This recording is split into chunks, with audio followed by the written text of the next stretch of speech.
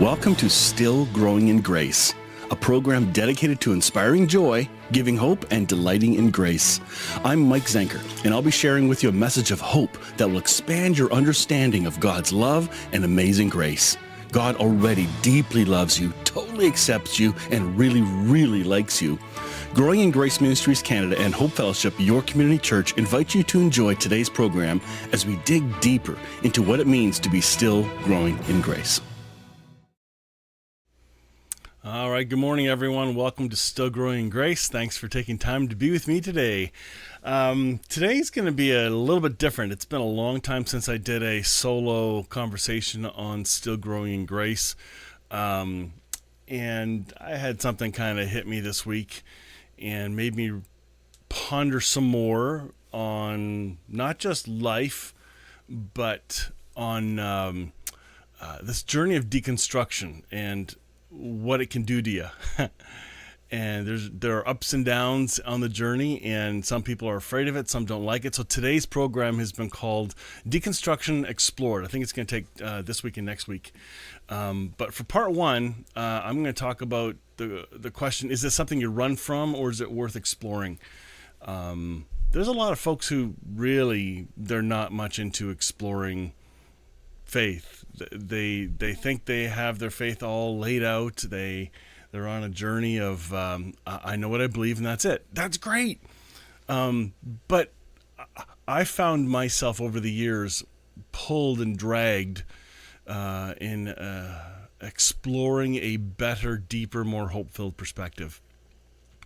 That does not mean I have the right perspective. It means the one I'm enjoying and expanding my understanding in is bringing me great delight, and it just gets better and better.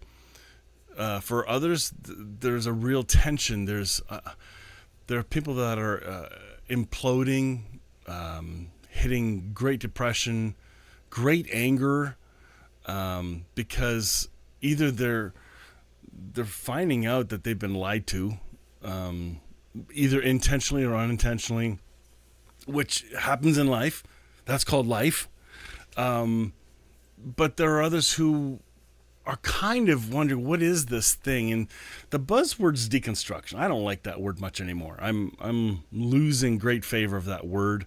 But it's still a word we must address. It's still a word that identifies or is a shortcut to a category of discussion that either you want to talk about or you don't. So I want to unpack it a little bit because I think definitions matter. I really do. If we don't talk through the definitions of anything in life, then we could be talking from two different dictionaries and wonder why we're having a hard time understanding each other. So today I want to look at this deconstruction thing. By the way, I can see comments, so if you're watching and have a comment or something like that, I can interact a little bit better today than I normally do, because usually I have the pre-recorded interview going, and I can interact then as well.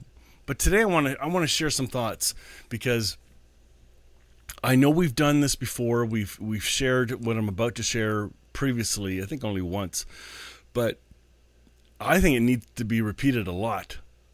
And by the way, I'm going to have coffee while we're doing this thing. I sit and have my coffee during the video. I don't get to. I need a coffee. So I'm going to sip away at my coffee and enjoy while I share with you. And I used to call this Grounds and Grace. But anyway, this is good. Anyway, it's a tough one. This topic can really mess with you, and I want to get into this. Let's just get into the slides here. I've got some stuff I want to walk you through. All right, deconstruction. Bill Thrasher likes the term disassembly instead. Again, he's got a number of labels that are really, really good. Bill and Richard and I have been talking about deconstruction for the last year or 2 years now. It doesn't sound like the word deconstruction, because in my mind, deconstruction is really just basic discipleship, like growing, maturing in faith. That's it. So what deconstruction the term is doing right now is a blunt call out to say, hey, have you ever questioned your faith before? So there is value to that. And I think people do need to question their faith. I think for me, having grown up in a religious background, I was never allowed to question.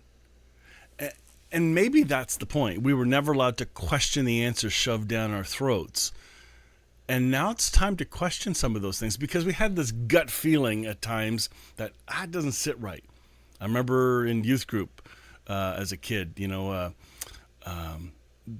youth pastor would talk about this topic, and I had this thing inside this, that's weird. That's opposite of what you said last week. So anyway, you kind of know the inconsistencies, and so it began a long time ago. And I'm sure all of us understand what that's like. But I like Bill's term, we're just disassembling, but what is it that we disassemble? Probably the things that aren't true anyway. So I think that's really important.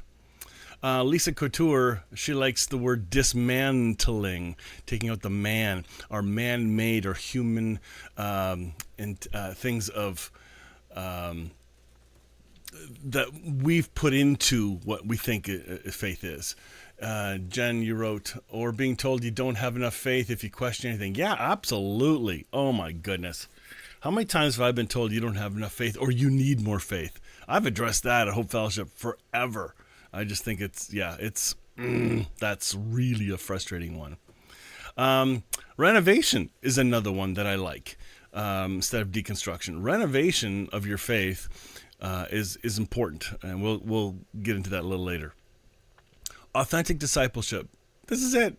It's really what this is. Like when you go to, let's say, Sunday school. Let's just begin there, or as a little child. But then you enter into Sunday school. They teach you these really nice things, the key Bible stories, and it's all like. But then as you get older, now you read the real stuff. Now you realize all the gross, grotesque, and horrible incest and murders and all that stuff, and go, what is this? But you weren't told that as a kid. So there's a deconstruction that happens then too. You don't realize this has been going on your whole life. So don't be all shocked at this word deconstruction. And for those that are thinking it's evil and a terrible thing to run away from, you better sit up and listen. There's more going on than you realize. And this is coming from someone who I've been a pastor for 33 years now. I've been exposed to a lot of denominations. I'm not saying I'm right, but listen, to sit on the sidelines and say it's all wrong and run from it, it's bad. Well, if that's the case, you wouldn't be watching right now. Ha! You just wouldn't. I know it. But you're still going to bump into people that do have these issues. All right, another one. Maturing your language and terminology as you grow from stage to stage. And I think that is a really good way to express or explain this journey of deconstruction, that really the terminology used as a child is not the same thing you're going to use as a young adult, which is not the same terminology you're going to use as a mature adult. And that happens in real life, and that happens in spiritual life too. So that's pretty cool. All right. Deconstruction from Bill. I love this. Bill says, the real point is that deconstruction has a connotation towards destroying the supporting building blocks, whereas these other terms seem more intentional about breaking them down in a mindful fashion so that they be rebuilt into something much stronger and more stable. So, which brings me to my first point. Deconstruction does not mean to destroy all you've learned. This is the greatest misconception about deconstruction.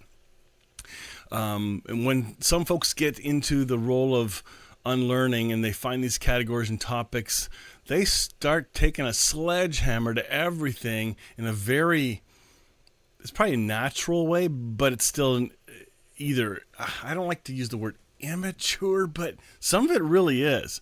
Probably because they should have done this a long time ago and didn't know. And it's their journey of freedom. So to do this in a safe place is really important. Yeah, I'll get to that at the very end. But one of the things I highly recommend do not deconstruct online on your social media. As in, don't let that be the place you do your processing and venting. That's a horrible idea. It'll create more anger, and it's supposed to be personal. It's your journey, and there are many others you can find who are also on the journey that you can high five with or have authentic questions with. So anyway, that's one of my thoughts. So it's not about destroying. It really is not. It can't, because it would say destroying faith, but deconstructing is more of a meticulous dismantling. It's realizing or discovering that broken pieces have found their way into your theology and need to be removed and replaced with the original parts, the OEMs. Listen, when you get a car part for your vehicle and you want the original parts, the original design number, the part number that's meant for your car for that specific model. When it comes to our faith, we have all these different models, these different denominations, these different histories. We in the West have this westernized Christianity that really, there's a more ancient perspective and perspectives than we've been told about. We seem to think in the West that we have it right and we're here to reach the world because we've attained this revelation of what the true gospel is. And by the way, that's one thing that drives me nuts, is when people start to say, I'm telling them the real gospel, the full gospel. Well, you just created a separation and divide and put yourself above someone else. You just did that. I've done it, unfortunately, in other terminology, but those are real triggers now. Just careful. That's all I say. Just be careful with your terminology so you don't sound like you know more than the person you're speaking to, or you shut the gateway for any meaningful conversation. Yeah, I've not arrived at that yet. I've not perfected that. All right, deconstruction does not mean throwing out Jesus. Some folks will think, well, then what am I going to lose? Am I going to totally walk away from Christianity? Well, you might walk away from the religion, but you may not walk away from the one who holds you together or the source of your faith. In fact, that may be all you'll be left with. The question will be, which Jesus? I had a good friend of mine go through a major crisis, and when he met with me and we talked through, he says, I don't know what I believe anymore. I give up. I don't believe any of this stuff anymore. I said, oh, wait, just Jesus. And from that point on, my friend began to re-explore, who Jesus is. And didn't seem to be the Jesus that was sold on TV. It didn't seem to be the Jesus that was promoted in the system of religion or the system of the religion of Christianity. There seemed to be a more authentic, relational Jesus who you would see in a Sermon on the Mount. The Jesus that would heal and those that really didn't deserve it, who would go to a woman who's about to be stoned and protect her, which you just don't do those days. This is the Jesus who turned the tables of theology on the religious elites. So, which Jesus? I had somebody, I responded to a comment and misread somebody, unfortunately, when they talked about which Jesus. And unfortunately, I was in an emotional rush and I just did a shortcut and thought they were, kind of dissing Jesus, and they weren't. And when I got confronted, I felt horrible. So I was away from a computer doing some work that had just like home labor, and suddenly I had time to think through why did I react that way, and how did I get caught hurting somebody, which I hate doing. I really, really do not want to hurt people, especially on the journey of faith. Oh my goodness. And so I realized I didn't take the time in my own stress and anxiety, my shortcuts, because I had to get this done, that done, and I had just come off an exhausting weekend and realized, oh my goodness, And I was luckily, oh my goodness, thank God, had a conversation with via text message or whatever with this individual and apologized. And man, they were gracious. Oh my goodness. That's cool. So the safe place to deconstruct, the safe place to screw up, be forgiven, and continue conversation, that's a rare find. It really is. But which Jesus? The Jesus that people use to build their political party? Can I say hell no? No. No.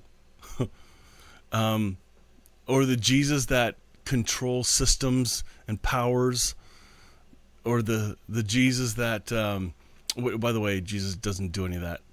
All these, okay. The misrepresentations of Jesus are what have turned people off. And this, if there's a really cool thing about deconstruction, it is about dismantling those misconceptions and constructs. They need to be torn down. In fact, when you're doing a full renovation or on a construction site and you're deconstructing, you may have a burn pile.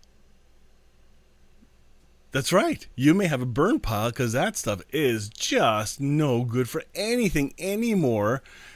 Throw it in the fire bin, gone, and burn it up.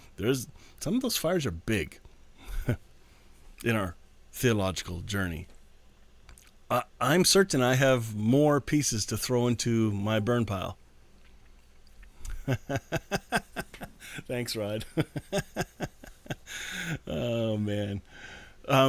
Yeah, we may have more pieces of our theology to throw in that burn pile than we realize. But if you're not even willing to go visit the site, the construction site, and you may be in your cozy little theological bubble and wonder, well, you know what? You're okay there. God knows you're there. And only Jesus can pull you out and start to create the hunger for you. Only Jesus can do that. So we actually don't have to push anybody into deconstruction. You don't have to be afraid of deconstruction, because if you do start the journey, Jesus is the one leading you and guiding you. He's not going to leave you alone. Man, it's a lot less scary than we think. Deconstruction does not mean you'll become an atheist. A lot of people are afraid that, hey, if I start this journey, I know many people that become atheists because of it. Well, although atheists are closer to discovering the real Trinity than are fundamentalists and staunch religious people, the God they don't believe in, you will discover you don't believe in that God either. So I don't find atheism as a threat in any way to Christianity. I really don't. Or it's hard to use that word correctly, but I identify as one who believes in Jesus, a follower of Christ. The system or the misrepresentation of Christianity, that's a tough one. I like what Paul Young says. Maybe that's a good way to put it. He says, they're my people. And again, I come from that world. They're my people. I got to be careful about not bashing them, even though some of them act like jerks. But I acted like a jerk too. Didn't know it. So we need grace there too. And the one who's on the journey of deconstruction, I bet you will have more grace. That's what's leading you on your journey to begin with. Anyway, atheism is it's not a threat. Deconstruction does not mean you'll become a universalist.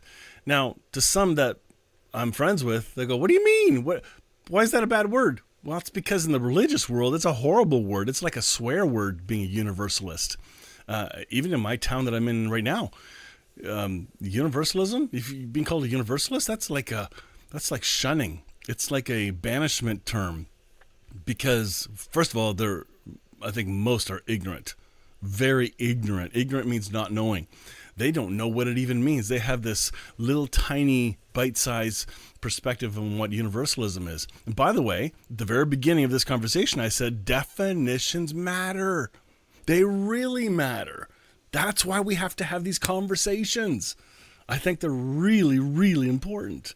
So universalism, although you never have your boundaries pushed, although you will never have your boundaries pushed on how far God's love and grace really does reach, you will have your boundaries pushed. It's better that it is better than you've been told. So if you were to ask somebody who thinks God's love is limited, by the way, that's really what people are saying when they're accusing or using universalism as a derogatory term. They've just labeled themselves as the limited gods people. God has a limit on his love. Sorry. That's like, you don't even know what you sound like. You have no clue. And it's almost funny. Now that I'm talking about with you, because sometimes I process verbally, if you hadn't figured that out yet. But this whole idea of universalism, I would call them allies and friends. Do I fully understand universalism? No. But I believe God's love is for everyone and everything, and God's love and light shines through all humanity, period. Separation is an illusion. Oh, you must be a universalist. Well, what do you mean by that? Because there's so many religious backlash phrases to it, and I don't think we need to be afraid of it. If that's what's preventing you from beginning a journey of deconstruction, revisiting some of these pillars of faith, I think just don't worry about that one. God's love is bigger and better than you thought. That's all I'll say. This is a biggie. Deconstruction does not mean getting more answers right. Ouch. Oh. And yet, that's what we think we're trying to do. We're trying to get the right answers, which is a motive. And we are trying to and I'll use the phrase, more hope-filled perspectives. But to me, I just think the menu grows. Instead, you will gain more insight and wisdom from more ancient sources. You'll begin to become more comfortable with with mystery rather than absolute cubbyhole theology. We've been groomed in the system of Christianity in the Western Church to value being right and having more knowledge than the person we're talking to. That's not the way of Jesus. That is not even his system. But if you were to contemplate long enough, you would come to the realization that many of our arguments are about being right, pointing out someone's wrong because we're right. I'm getting more and more embarrassed about the path I've come from and some of the immature patterns that I've seen. It's just I'm getting tired of that. And I don't want to be associated with it, but I am. I'm connected. Like Paul Young says, they're my people. So be careful not to create another separation, another dualism in reaction to the other dualism. You could fall into the wrong ditch. You're trying to avoid the one ditch and you end up in the other. There's a weird, mysterious wisdom here. I hope you hear it. Deconstruction does not mean what you were taught was all wrong. That is a natural reaction to those on the journey of deconstruction, because we would say, well, man, everything I taught was wrong. Okay? That you're right in the middle of the learning part. So you're not done. So if that phrase is there, there's much more to go. You're not finished. So a caution on that. Because I remember, so again, at 33 years of being a minister, I didn't know I was forgiven until 7 years in. Like, really forgiven. I thought I was forgiven only when I prayed a prayer. It was up to me to stay forgiven. Like, I'm just giving you one quick example of where my deconstruction journey began, like 25 years ago, 26 years ago. It was on the topic of forgiveness, my own forgiveness. From then on, I began to discover what I call grace, where I learned about the old and new covenant. Well, I needed to learn all that. That's very stark contrast to everything else I learned. Oh my goodness. What they taught me growing up was wrong. That was my term. I use those phrases. And that's not the right conclusion. Instead, you will discover that what we were taught was incomplete, and those who taught didn't know. Really important you catch that. Anger may rear its ugly head, but the deeper you grow and the more compassion and understanding you will have and display. Wow, I love that. Instead, you will discover that it was incomplete. So that word incomplete is a really wise way to process or should be part of your vocabulary in the deconstruction journey. Because it's not a term that causes division. It creates an open hand. It's like saying, hey, instead of saying, I know what I believe, and that's it, to open hand, okay, maybe I need to pull out or put in whatever needs to be put in or taken out. So, again, our time's up. I only want to do half hour at a time right now. But this whole deconstruction journey, we don't need to be afraid of. And so next week, I'm going to continue and talk about a couple more things, removing some of the fears or misconceptions of deconstruction, and then some wisdom on, okay, what are some pointers of along the way of what we should do, or anyway, you'll understand when I get to it. It's good, and for me, it's really good to revisit all this. And the event I was talking about earlier triggered today's conversation because I needed to be reminded of some things and slow down, for Pete's sake, because people matter, and Jesus slowed down for people. He didn't rush things. Here's a great example. I love this story. Jesus shows up late for Lazarus' funeral, and he gets there. They're weeping by the tomb. He's been dead for 4 days. He knows he's going to raise Lazarus from the dead, but he does something bizarre. Here's the Son of God, knowing full well what he's about to do. Let me tell you what he didn't do. This will make more sense. Jesus did not go, ugh, you people who are weeping and they're really upset that Lazarus is gone. This is 4 days later. He did not say, oh, you people, I got this. I'm going to heal him. It's okay. Got it. Hey, you can stop your crying now. Hey, sit back. Watch this. He didn't do that. What did he do? Jesus wept. I've had to think through this one a lot, and I do a lot of funerals, so I get to think about this more often than most people. But Jesus wept, being fully God and fully human. He did not live out of his divinity. He lived out of his humanity, making him having to be dependent on his Heavenly Father the whole time. And in that moment, people around him were weeping.